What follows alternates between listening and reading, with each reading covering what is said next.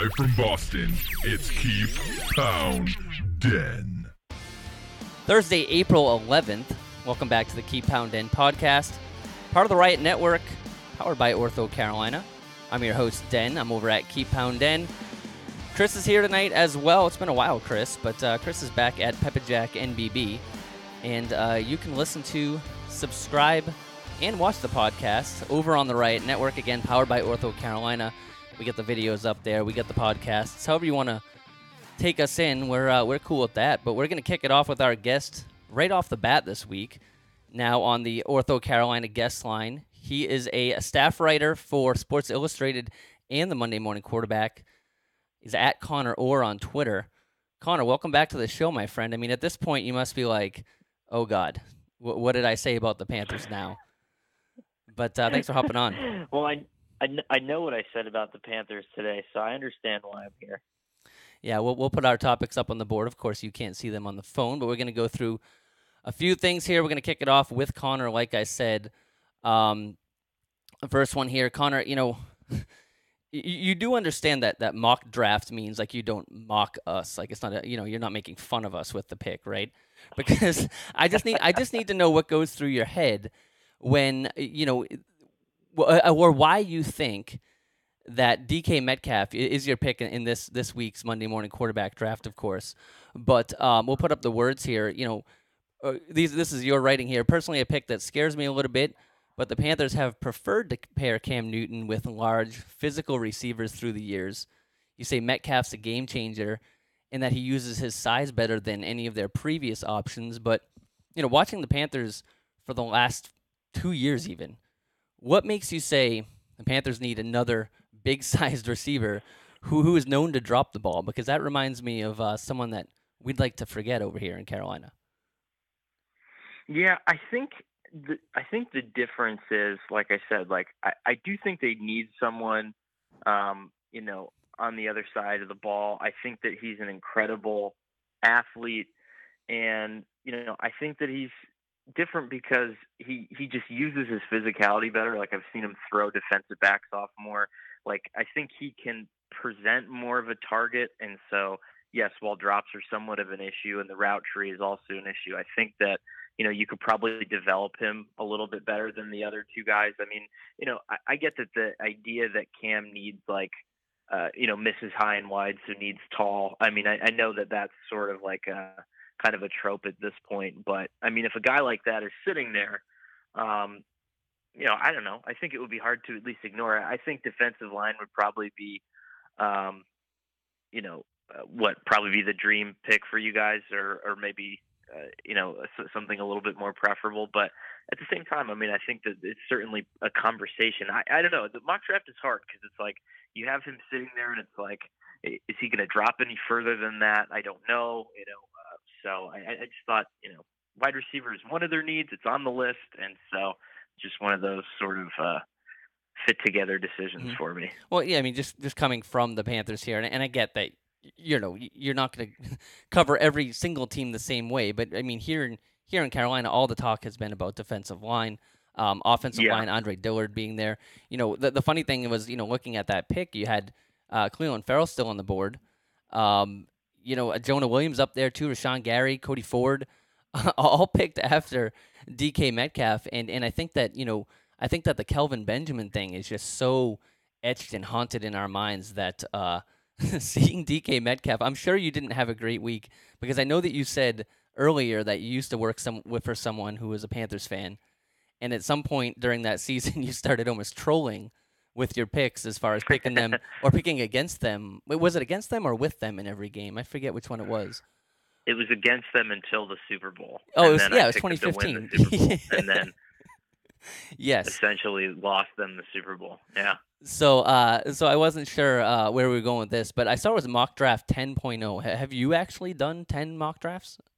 Or was that the whole Monday morning No, we quarterback? count them by staff. So we all take turns doing them. And then so this is our 10th one since, I think as a staff, since like December. Mm-hmm. So not as bad. I think I saw CBS is up to like 30. So I think we're just like, we're slightly more sane in that regard, at least.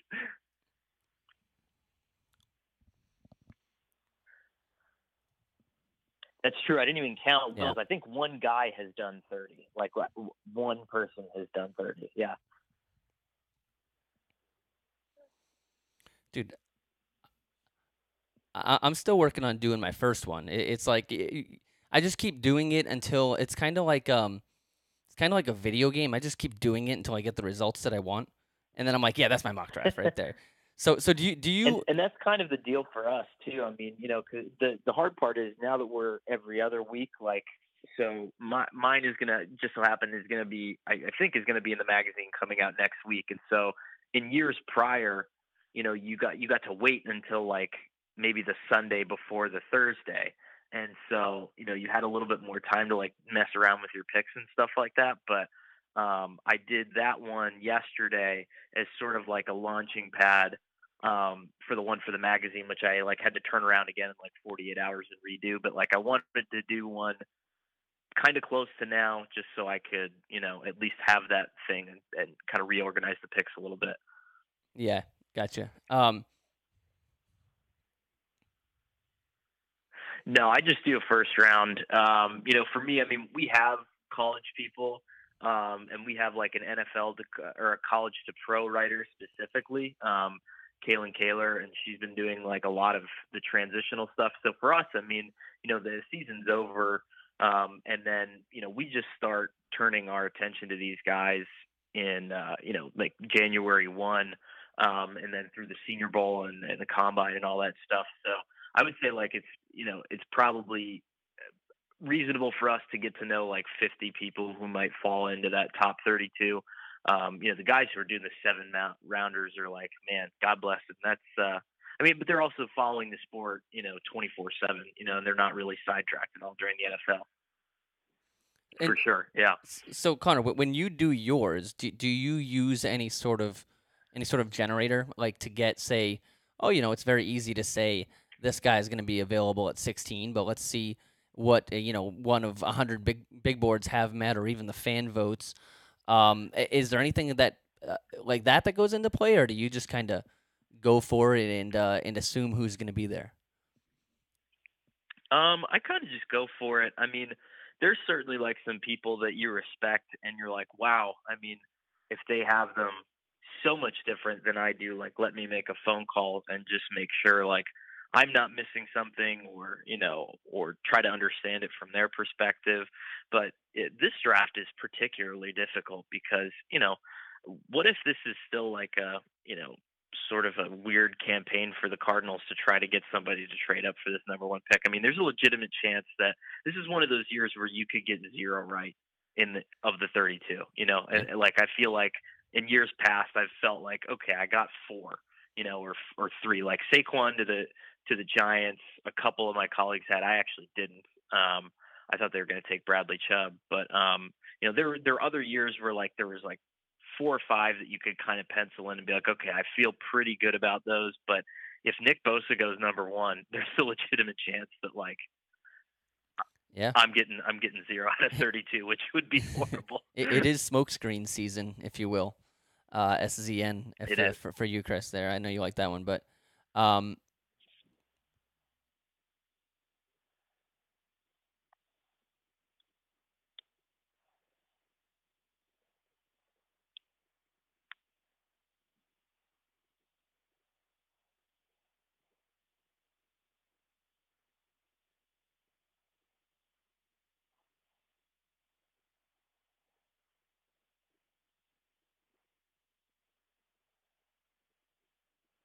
I don't think that the Giants are interested. I actually, I had them in the last mock draft. I just had them trading up into the back end of the first round to get Daniel Jones, just because, we've been hearing that maybe he's going to be a first round pick, and that maybe makes sense because they have some additional sort of ammo. But I don't think they're spending at least the first round pick on a quarterback.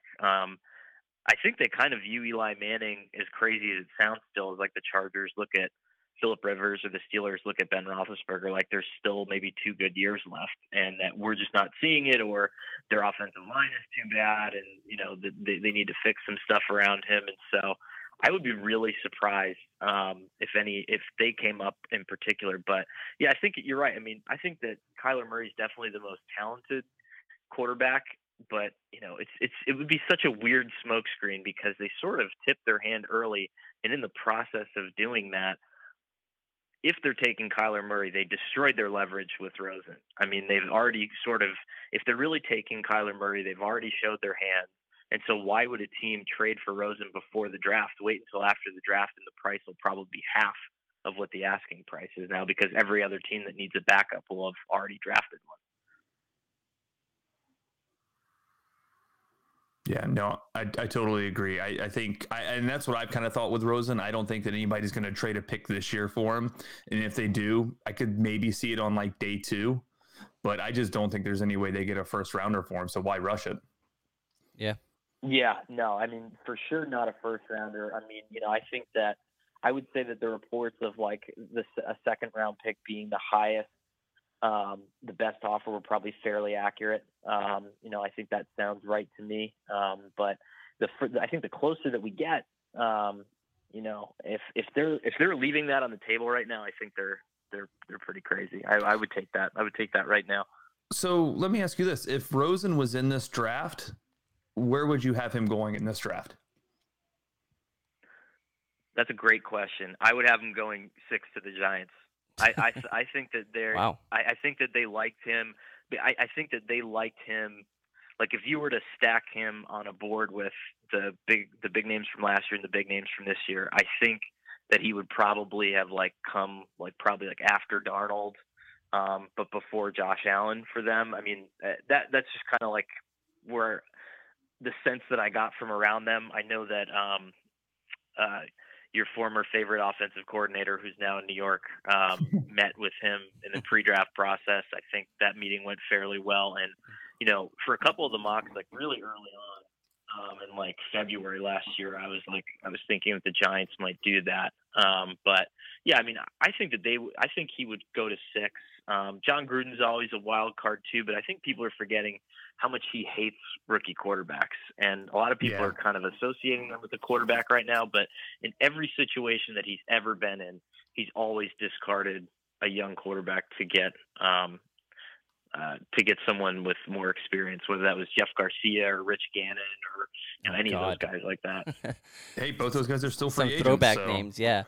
Hey, Chris, I apologize. Apparently I had you muted for a while in the beginning of the show. No one wanted to hear Chris anyway, right? He's he's still weeping from have the Hurricanes lost yet, Chris? No, the Hurricanes are smoking them right now. It's 2-3, and yeah, and you would have heard me cussing if they just scored the game-tying goal. So anyway, hey Connor, I saw while we were going through your Twitter, I saw something pretty funny. Are you still a wrestling fan? Because I was loving this Road Dogg meeting. Right, our co-host Bobby and I love WrestleMania. You have this hilarious story about how you saw Road Dogg when you were in Disney at the Orlando airport. And I'm reading it, it's it's amazing. Yeah, and you ran over and you saw him, and I thought it was going to be you gave him the suck it sign or something, but it's and he politely autographs my Notre Dame football hat. Dude, a Road Dogg Jesse James autograph on a Notre Dame football hat is basically this is only one of its kind, right? And then that hat was later autographed, I think also by Tyrone Wheatley, who I don't think went to Notre Dame either. Maybe he did. Northwestern? No, he was Notre Dame, wasn't he? I have no idea, but anyway, cool. So are you into wrestling still anymore? I am not. That sounds sadly. like a no. I would say yeah, but it wasn't for anything, any reason in particular.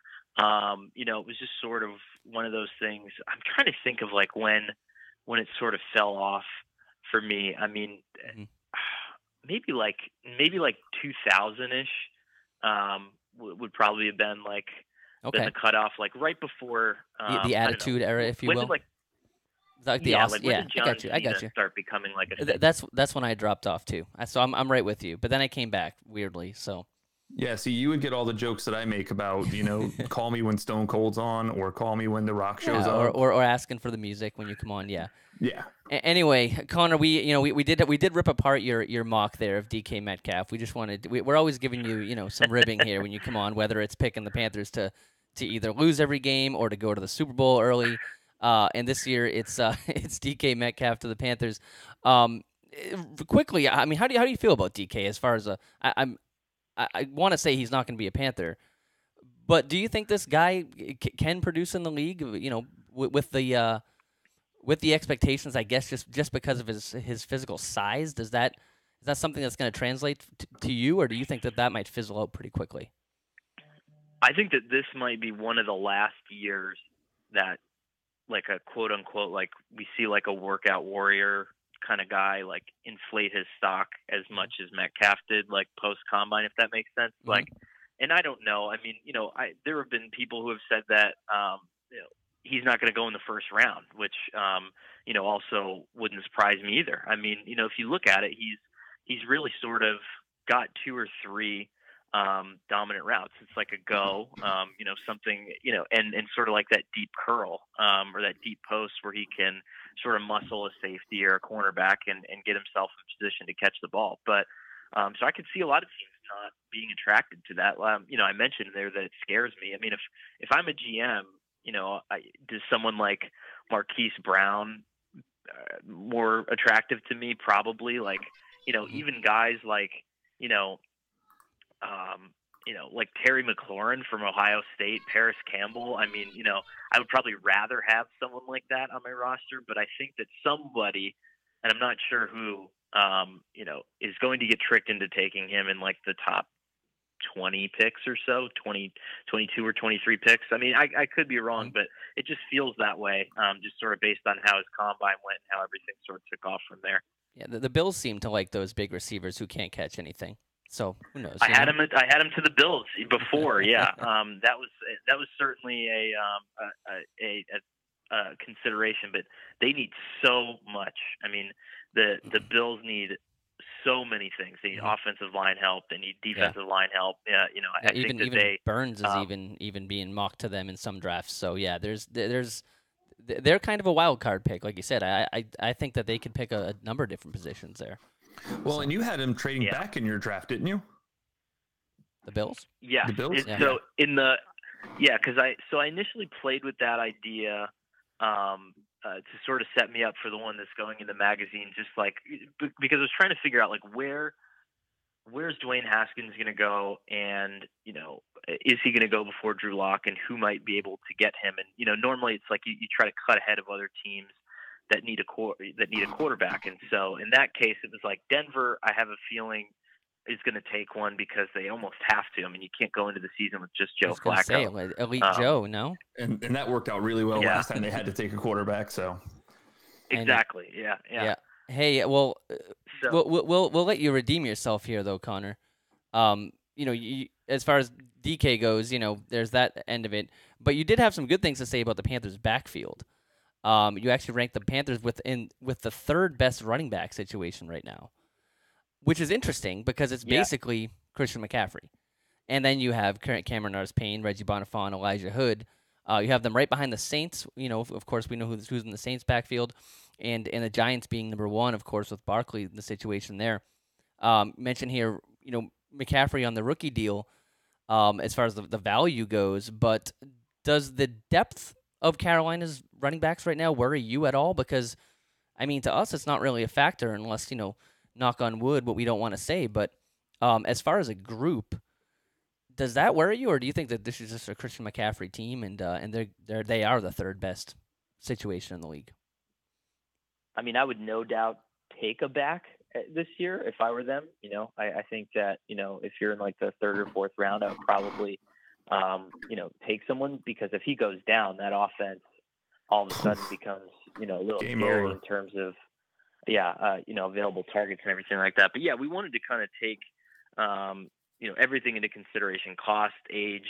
That's why the Bills. I got a lot of heat from Bills fans for that. I think they were like 29th or 30th, and LaShawn McCoy is good, but he costs that the cap number for that position is like $15 million, and then your backup is 35, and so all that stuff kind of penalizes you the way that we do those lists. And so, yeah, I mean, I actually was talked out of putting the Panthers at number 2. I wanted them higher because I really loved Christian McCaffrey last year. But when the Saints replaced Mark Ingram, I was like, okay. I mean, just the backup kind of deal kind of puts them just slightly over the hump there.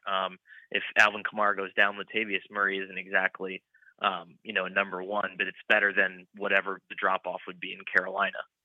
Yeah, I mean, of course, Ingram leaving there too, and yeah, I mean, we were surprised to see the Panthers bring back Cameron Artis-Payne, Chris. At least I was. No, I was as well, and I still don't know that he'll be on the roster. Yeah, we got to have some camp bodies. So, Connor, if the Panthers had someone like, say, C.J. Anderson on their roster, just hypothetical here, would they have been your number 2 this year? Because I guess that's the thing. How much do you weigh that second back? Is that a huge factor for you, or is that really an indication of kind of the way we look at the quarterback situation, which is also a topic going into the draft? Do the Panthers draft a quarterback late in the draft? Because, I hate to say it, but if Cam Newton goes down, they're not going to Nick Foles their way into the playoffs here. And there's many other holes. And I think that kind of is the way they look at this running back situation, is they couldn't find time to put someone like, C.J. Anderson out there with McCaffrey enough. It's kind of weird how they just couldn't figure out how to use him. I don't know if his receiving was up, well enough. But how much value do you put in the second running back on the depth chart? Yeah, I mean the backup, because we did a quarterbacks list a few weeks ago, and that was why I struggled with putting Cam Newton so high, was because the drop off was so significant, and and so I think it's a good tiebreaker. Like, if a lot of things are close together, I think if it, like, for example, if the Panthers had like any of the 5 like guys that San Francisco has, like they have like 4 starting caliber running backs right now.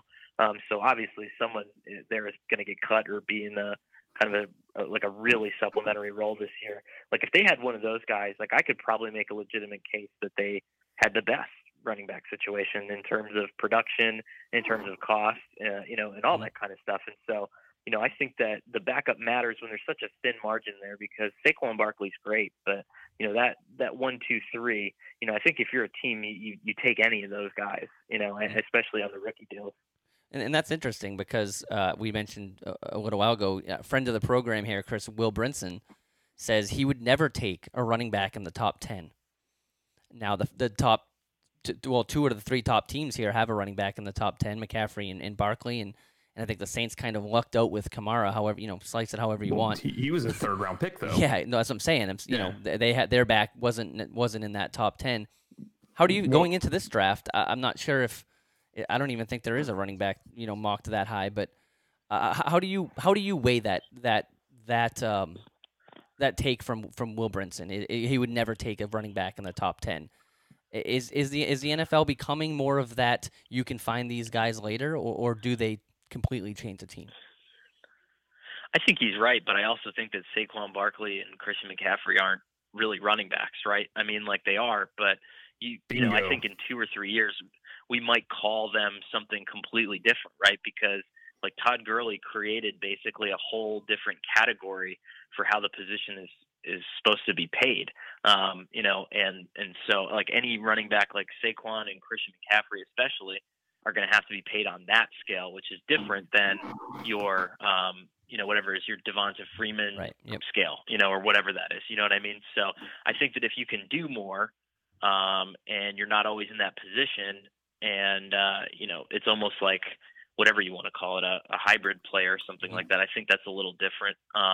And so I think that merits different consideration. But for the most part, I think Will's right. I mean, if a team drafted Josh Jacobs from Alabama this year in the top 10, I would think that they were crazy. I mean, you can get a good inside the tackles runner just about anywhere in the draft. Teams have been lucky. Even, there's an undrafted free agent that made the Pro Bowl this last year. So, I mean, all that stuff, I think, I don't think he's wrong, but I just don't consider some of those players actual running backs. Yeah, I mean, what are the odds Josh Jacobs puts up 100 catches? Exactly. Yeah, it's not going to happen. 0. And that I think you hit the nail on the head saying, we're not going to judge these players exclusively as running backs, and that's the big difference there. Yep. And I was even shocked the Patriots took Michelle when they did. Just a team that's, gotten by without having a star back there for however many years under Brady. Blunt obviously is a name, but not first round talent name. I don't think. I don't even know when Blunt got drafted, but he would have been a first rounder if he wouldn't have punched that kid at Boise State. yeah, And I think he was either 7th round or undrafted. yeah. Anyway, Connor, thanks for hopping on with us. We don't want to take up too much of your time, but keep putting out those those hot takes for us Panthers fans. We like having fun with them, and you can pick against us all year this year. But honestly, looking forward into the season, what's kind of your? We won't give you the we won't have you fill out your Super Bowl bracket just yet. But where are your hopes on the Panthers in 2019? Obviously, before the draft, they have some holes to fill. Obviously, last year being a weird year, started off with 6 wins and then just basically lost every road game. But because obviously of Cam, with a healthy Cam Newton, with some protection this year, maybe coming out of that first or second round, hopefully coming out of that first or second round, not with a receiver. How far away do you think the Panthers are from actually winning the NFC South again? I don't think they're that far. I mean, I think that division, minus Tampa is fairly close together. I think Cam Newton's talented enough to push them as far as he can go. And last year he had, some of the comments on his shoulder surgery, what was it? I was so scared, or I felt like it was the end of my career or whatever, or it could have been the end of my career, whatever he said. It was legitimate, and I think anyone could see that towards the end of last year. So I don't know if that's a fair depiction of what they could be, in this current offense and, the way that everything's currently set up. So, I would never count them out just because of the singular sort of talent that he is. And I think you're right. I mean, if they can upgrade anywhere enough where they can get kind of a consistent above replacement level performance from whatever it is, an offensive lineman, a defensive tackle that maybe gives you, 5 to 7 sacks or something like that, or wide receiver. I think that keeps them competitive. That keeps them in line, because I don't know who anybody's necessarily terrified of. I think the Saints are going to come back to earth a little bit. So yeah, I'm all for that. I don't think anything's crazy. Yeah. So piggybacking on that Saints comment, a lot of people don't want to admit it, but at the end of the year, Drew Brees was looking like a 40-year-old quarterback out there. And in the playoffs, man, he threw a lot of ducks. I mean, do you think that we're going to see a steep decline on him, or do you think that he's going to be able to keep it together for one more season? Yeah, I don't think it's a steep decline as much as like anything in that age range. I think it's just like seasonal, like fatigue almost. You know what I mean? Like we saw that a little bit with Brady too, I think. I think that it's certain stints in the season where he sort of slowed down a little bit. And yeah, but Brady's never thrown the ball more than 5 yards anyway. My favorite stat is 3 total passes over 7 yards in that Chargers win. So, hey, do what you need to do to win in this league, right? But yeah, I can see it. I can see the fatigue over the year. I just get tired as a fan. So, I'm all understanding of that. But Connor, thanks for hopping on with us again. Connor's at Connor Orr on Twitter. That's with 1 N. And again, staff writer for Sports Illustrated and the Monday Morning Quarterback. You can read his latest mock draft, which is up now on the Monday Morning Quarterback. It's interesting, at least. We'll leave it at that, Connor. Thanks for hopping on with us, and we'll hopefully talk to you soon. Thanks a lot. If anybody's listening is a tax accountant, by the way, my direct messages are open. So get at me for. It's also tax season. Smoke screen and tax Yeah. season over here on the That's right. Keep PounDEN podcast. Anyway, Connor, we'll talk to you That's right. soon as the season comes around, and especially even after the draft, we can make some jokes about maybe where DK does end up, and who knows? It technically could be here in Carolina. We'll see. All right. Well, thanks, guys. Appreciate it. Have a good one, Connor. Thanks, Connor. Good Have a luck good with night, all the taxes. See you later.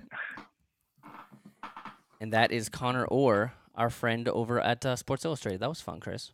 Yeah, we got an update here from Washington. Caps hung on there at the end, 4-2 with an empty net goal, but Canes played 10 bad minutes of hockey and it did them in, but they dominated for the next 50. And I think that scene in Rocky IV where Rocky hits Drago and makes him seize blood.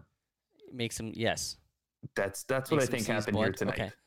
Okay. Well, we'll see. Maybe there'll. I don't know. Little mismatch there. I'm of course. I can't talk over here as well. Bruins just basically got toasted by the Maple Leafs too. So Oh, shocker. we'll see. Maybe we won't see our fun matchup. But anyway, thanks for you guys for hopping on. Sorry we kind of hit the ground running here with some new equipment. So I had a few technical difficulties in the first minute or so, but I think we're good now, Chris. But hey, let's get back to our fun program here. That's again Connor Orr hops on with us. We give him some ribbing about his Panther stuff. He sends it right back. And go check out his mock draft. It's at least fun to read besides the DK part. So, one thing though, I want to talk to you about, Chris, because this is a big thing for you. Tepper again. Let's go to our new segment. Which layup is David Tepper taking this week? Again, I think David Tepper has the easiest job still in the entire world, let alone the NFL, where basically he just has to look at all the things that could easily be fixed on the Panthers and just literally do them. Yeah, and some of them aren't hard. I mean, and he's talking about some stadium upgrades here. Party decks definitely gets my attention. Yeah, I actually got that survey, and oh, you did? Okay, you're yeah. one of the selected few. Okay, yeah, I did not get the survey. I got it today, actually. Living in Boston probably has something to do with the survey, but I don't know that it does. If they have your email in their database for tickets and whatnot. Yeah. Well, no. I don't know. But there was a lot of interesting stuff in there talking about they even showed pictures of examples, like talking about like tailgate setups like they had in San Francisco, which that was one of my all-time favorite Roaring Ride trips, was the San Francisco opener a couple years ago, because the tailgate party was at Six Flags and we got to ride roller coasters. Now obviously they're not going to build a roller coaster. I'm not a big roller coaster guy. Oh, neither am I. It's just the fact that you could ride a roller coaster at this tailgate party. Okay. Yeah, I mean, I only rode it once, and that was, more than enough for me. But, they talked about the party deck. They mentioned something called the Carolina Club. Which I want more information about the party deck. Like, you can't just throw the word, like, we're going to have a party deck. I mean, are we talking, like, Jaguars party deck with, like, a pool? Well, there's not going to be pools. How do you know that? I still got the survey open on my phone, actually. I'm just wondering, asking for a friend what the party deck includes. So it just mentioned like, oh, it won't let me go back on the survey. It says you have already submitted. Thank you. Ooh, one and done, huh? Yeah. The party deck was, an open space with, they mentioned cabanas. They mentioned rail seating. They mentioned that it could be all inclusive food and beverage. It could, be a la carte food and beverage. So it sound, based on where they started on price point, they asked is, $200. Excuse me. Is $200 too much for this ticket per game? I said yes. Even if that's an all-inclusive ticket, that's a different story. I mean, here in Boston, that's the worst seat in the stadium in Gillette. That's what I hate about that's a parking pass at Gillette. You can come into the parking lot, but then you got to buy your ticket for that. So yeah, but you're talking about the 26-time world champion New England Patriots. So oh wait, that's the Yankees. There you go. 38. It might as well be 20. It feels like 26, but fucking too many. But they asked. It was kind of cool. Like I thought the way they tiered it out. Like, what is the most you would pay? What would you be comfortable paying? And what are you like questioning paying? So, who knows where it's going to go? It sounds like Ron and Sir Purr were at the South Carolina State House today, lobbying for some funds and some tax breaks.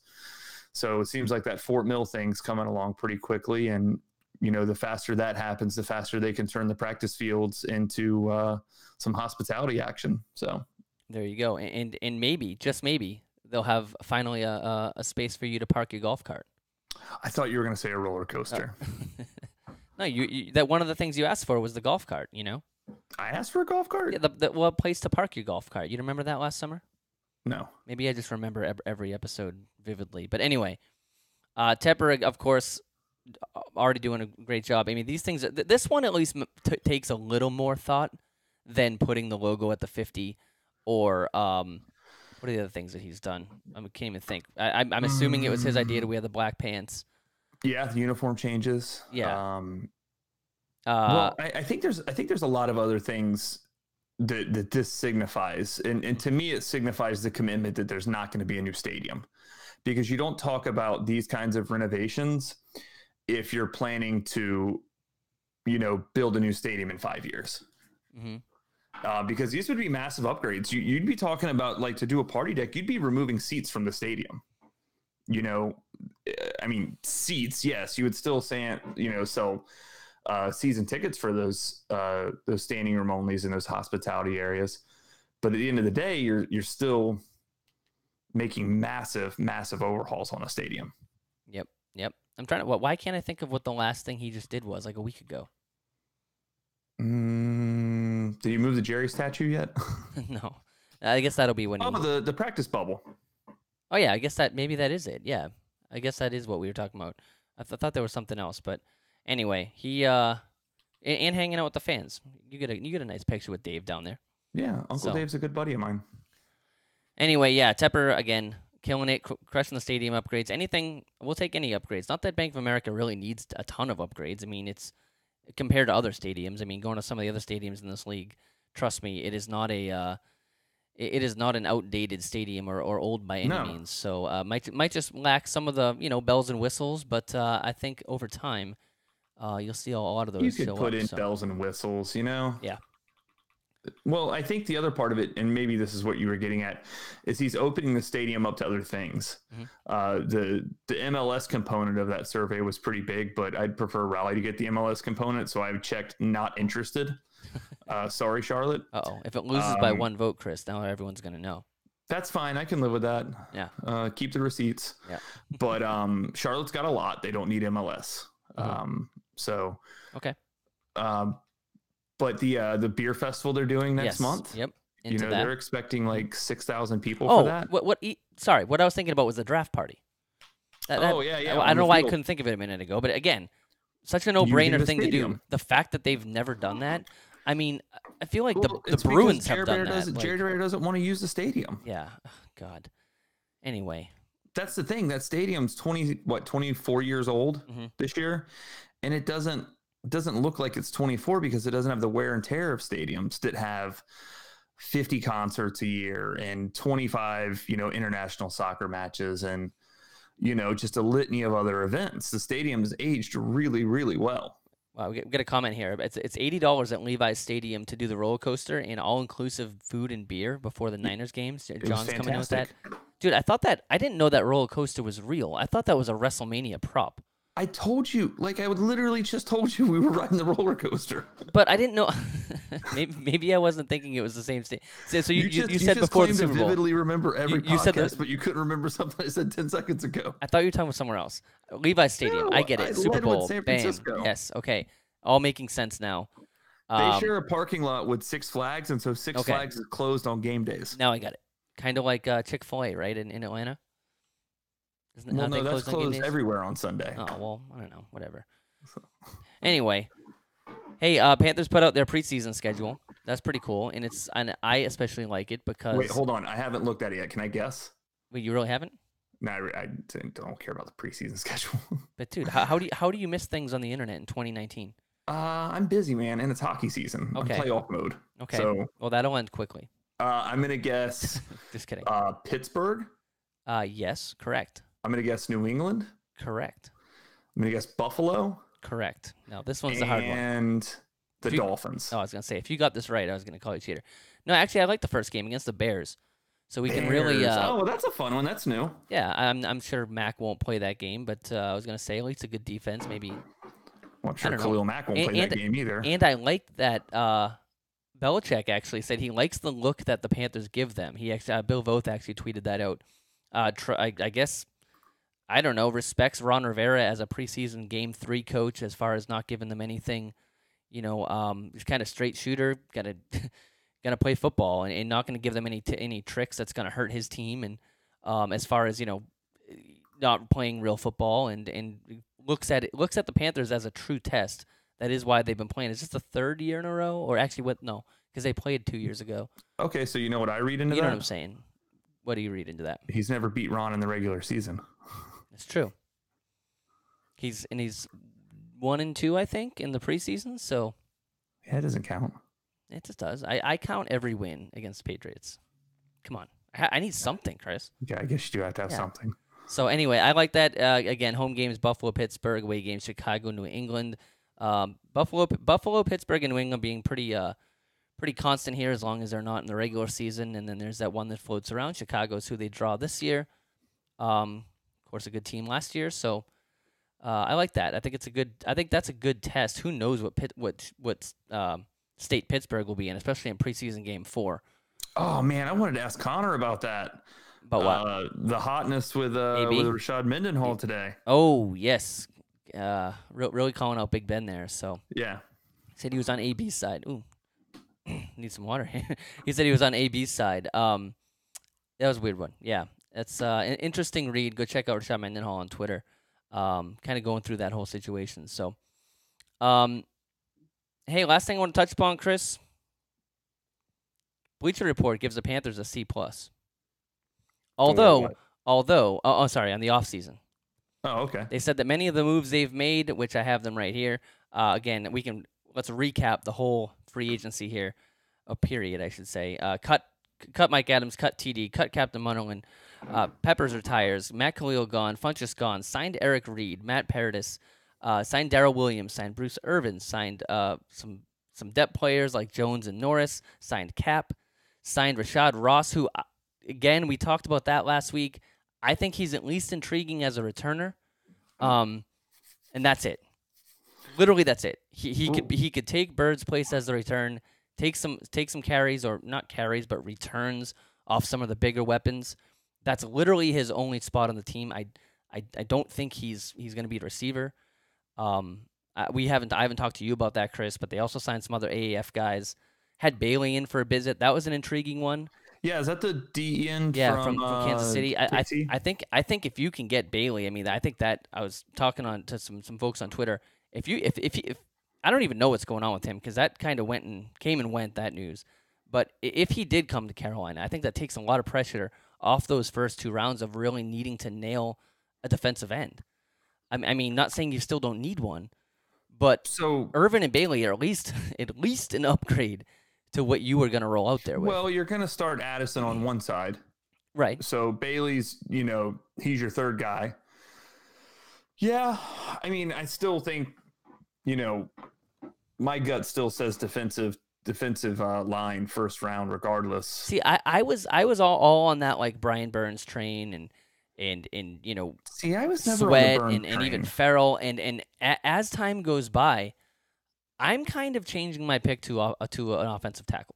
I'm thinking which more with, and that's what I've said all along was D-line or offensive tackle. Because technically, there's especially with the Panthers needing a left tackle, there's a lot less players at that position. You at least have more edge players in this draft that I think personally and I don't think you can really screw this up, as Trip Morgan said last week. It's really going to be hard to really Munson that first round pick.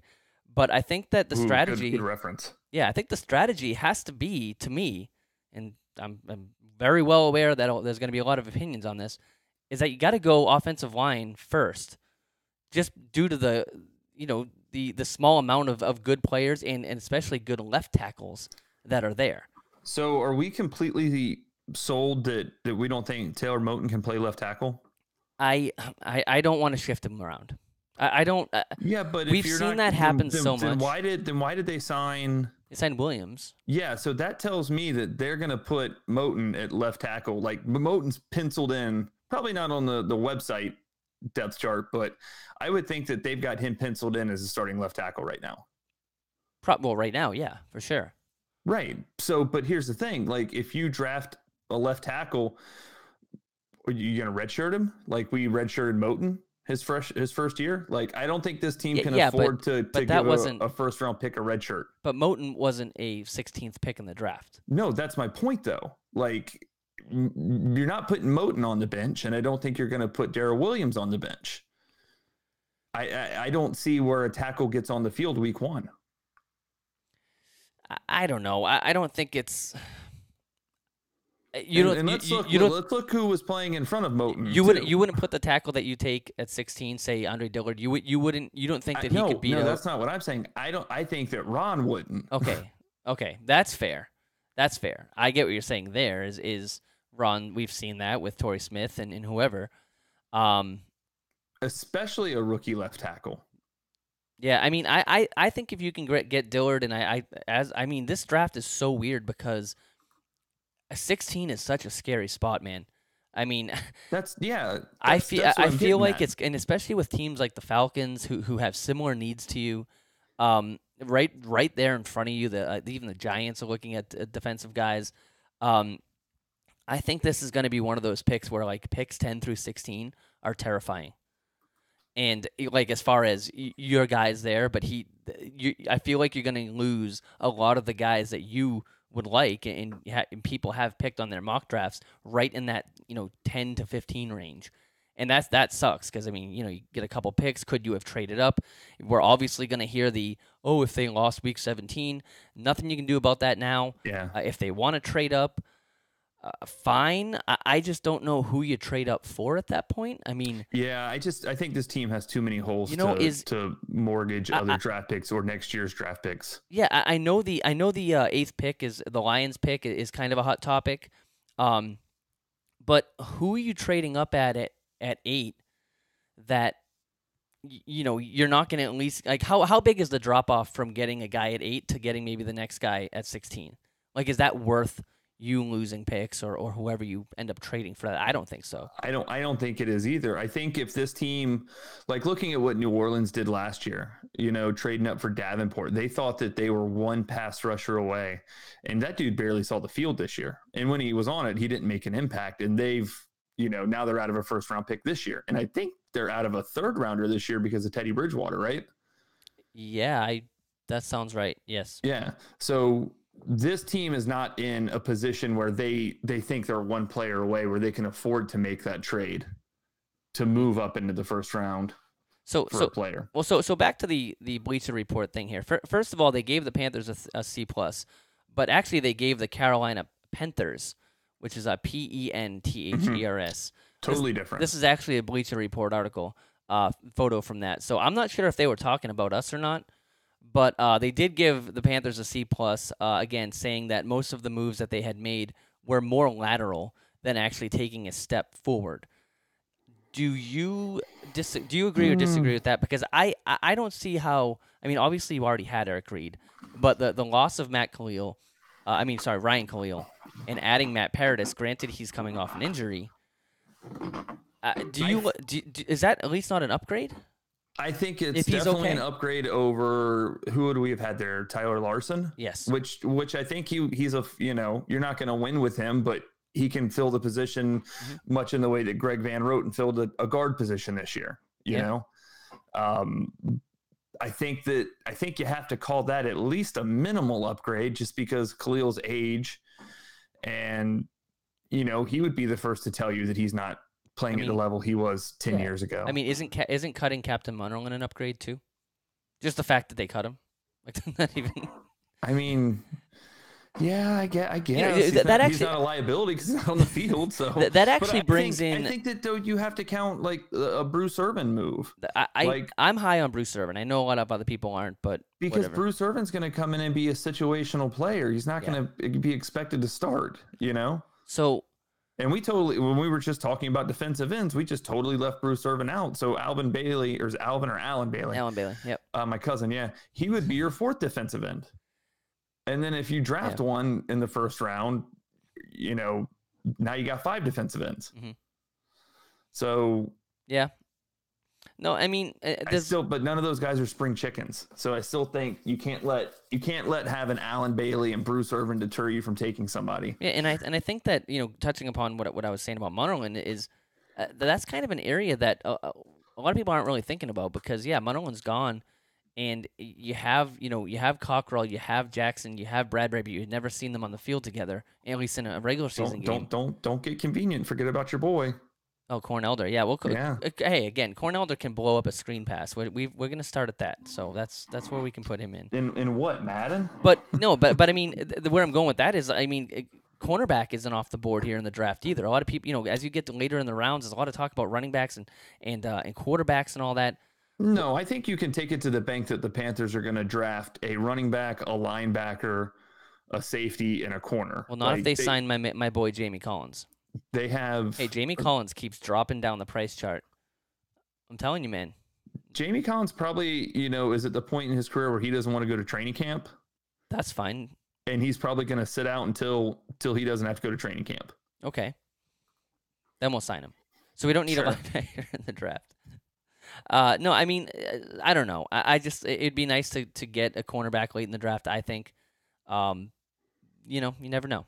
So, as far as Dante Jackson, I had him going in the 3rd round. I didn't. He went a lot earlier than I thought he would, and he's turned out to be a lot better than I thought he would. Sure. So I think if you can look at that, I don't know, 4th, 5th round, I would love a cornerback. So there's going to be a corner, there's going to be a running back, there's going to be a linebacker. I mean, it's a circle of life. Yeah. We draft them every year.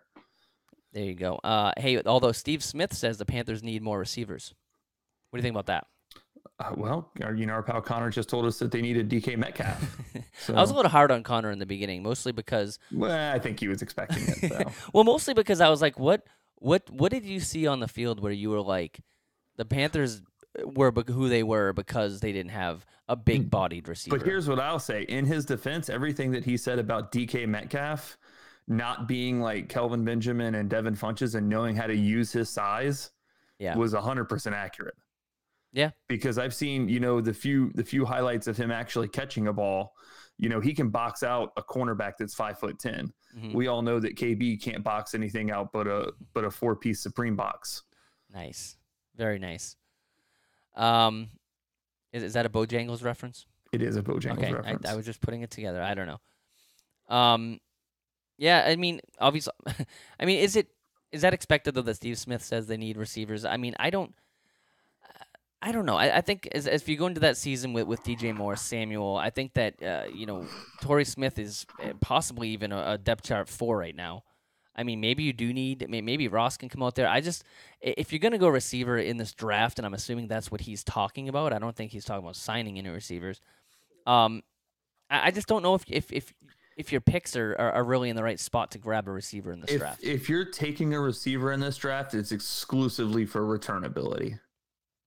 Rashard Ross, man, you get a guy on the cheap there. That's why I like that pick. If Ross can be like a decent returner, I mean, the Panthers' special teams returning has been like the worst in the league forever. So I don't think we expect anything back there. Isn't that more of like a cherry on top as far as our expectations go? I mean, Bird brought that one back in Tampa? Yeah. When wasn't there like such a huge gap between the last time that happened? It was Kilo Polaris. Oh, that one didn't even count though, because wasn't that the one where he got the ball came loose? No, and he picked that was it up? Philly Brown's Chicago one where he got leveled and then he picked the ball up because they didn't blow the whistle. No one blew the whistle. So yeah. So as far as that was punt return. That wasn't a kickoff return. Okay. Well, I don't want to be drafting a guy for that. I mean, if you can get a guy that's like Rashard Ross, his name's the Rocket. Boom. To me, nothing to lose there. You know what this reminds me of? Remember that time we drafted Joe Adams and yes. Colin Cowherd said that he was going to redefine the return position? Yes. That worked. Nope. Then there was Ryan Robinson from Kent State. That was another winner. Man, I can go deep here. Well, I mean, Kilo Polaris. I mean, because like I said, right now, your bar right now is DJ Moore fumbling twice in Washington. That's what I'm saying. So like, if you get a Rashard Ross and he makes, he just does his job. Cool. DJ Moore's not getting hurt. Samuel's not getting hurt. Chris McCaffrey's not getting hurt, and this dude's fast. That's why I'm like intrigued in this pick. If he doesn't make the team, then I don't know what's going to happen. Ted Ginn Jr., we had him too. Yeah, he was pretty good. Yeah. But anyway, that's my my spiel on Rashard Ross. Yeah. But again, well, that was against if we're drafting a receiver, I don't foresee a receiver coming in rounds 1 through 3. Yeah. So if you're picking a receiver 4th round and on, like how much are you really expecting out of that player? Well, that's what I'm saying. Like that. This was in response to you saying if we're drafting a receiver, it would be to be a returner. Then I'm all set. We have one in that. If you're gonna draft a guy in the 7th round to return, don't even waste the pick on it. You might as well draft a kicker and then have him compete with Gano and trade him or cut him or whatever. Oh no, you have him on the practice squad, so then you can't trade him. Yeah. You got to be smart like that. Anyway, Chris, we Yeah, we're getting. We haven't had you on the show in almost a month, Chris. Did you know Dude, that? I've been. You don't even want to talk about, the amount of hotel rooms, and I was just looking at it where I'm at. I've got something next week. Where am I at next week? I don't even know where the fuck I am next week. Like, Well, in I'm 2 all weeks, over I the know place, where I man. am. I'll No, be no. in Nashville. I know. Yeah, I got to go to Winston-Salem for a night. Look forward to hanging out with Jamie on Monday night. There Then I you got to go. go to Asheville for 2 nights after that. Then I come back and I've got to go somewhere. What's that weekend? Oh, I got a wedding in New Bern. My cousin's getting married, so I'm in New Bern for 3 days. Dude, Then I you're come our back new on world traveler. Sunday. Come back on Sunday, leave for Charleston that morning. Then I go to Charleston All until right. Wednesday, Like, at which point I come back from Charleston, we come get it, say Chris. hi to my family, and then have to go to Charlotte for that event that is keeping me from going Well, to the that sounds fun. But anyway, we'll have you join us when we're down the draft. We have some big plans. We're gonna announce those pretty soon. Gonna have a bunch of people joining us down there. That'll be fun. Also, though, for the draft, don't forget, draft party is over at Bank of America Stadium. Roaring Riot throwing a free tailgate starting at 5 p.m. Free to not only Roaring Riot members, but also any Panther fans who want to check out a Roaring Riot experience. I don't know why you haven't signed up yet, personally, but I think if you go check this out, and like I said, we'll have some Noda beers over there, Spike Seltzers, all those fun things. DJ Apollo will be rocking the tunes. Go check out some of that, and then you head into the draft at 8 p.m. that kicks off down in Nashville, and we'll be down reporting back from there. So don't forget about that stuff, and get your Roaring Riot membership. I know they're printing out those T-shirts, Chris. I don't know if It's you a saw good that. looking shirt, man. You saw that coming. So that's all coming down the Good pipe. looking shirt. Some good stuff from the Riot Report as well, bringing on some people, new writers all the time. So check out all that stuff, and check out our friends over on the Riot Network. It is what it is. 1 Day Contract, Great British Drafting Show with Vince Richardson, and of course us here at Keep PounDEN. So, well, one thing we gotta. I'd be remiss if we didn't throw out an RIP shout out to our friends in Denver with the news that Shelby's is closing. Yeah. I don't know if you ever got to do a game there, but that's actually the first time we ever spoke, Chris. You were at Shelby's, I believe. I was, yeah. So again, vivid we were memory. out there for the home opener, or I'm sorry, the year after the Super Bowl, the Broncos home opener. Mm-hmm. But with me working in Colorado and being out there all the time, or I'm sorry, a company based in Colorado, there were a lot of times where I was out there for like week 1 or week 2, and those guys were always happy to have visitors, and the Jello shots, and just I saw the film, the camaraderie. the footage it's from, such a cool place. So yeah, I saw that footage borderline from tragedy Gano's that it's kick. closing. Yeah, Gano's kick went over real well there. So that's a fun Yeah, video. that But video yeah, was awesome. I never got to Yeah. check it out. Unfortunately, I told myself I can't go to Denver for like 5 years, so I have like another year left before Why? I can, because you know why. It was, Oh, well, you got to get over that, man. I was there last month. It was no, fantastic. I do want to go check out Denver and Red Rocks, and I don't know. It was 80 degrees one day, and then the next day they got 26 inches of snow. It was fantastic. There you go. Good stuff. Anyway, man, Chris, good talking to you again. We'll be down in Nashville. We'll have you on with us. We're gonna have a bunch of people for a few hours, 2 days down there. So we'll keep an eye out for all that coverage. Thanks for hopping on with us on our restream. Thanks for sticking with us on the early technical. It wasn't really a technical difficulties. It was more of me just being an idiot and not really realizing something was muted. So thanks for hanging with us on that. We're testing out our new board that we're bringing down in Nashville. So I know you can't see that.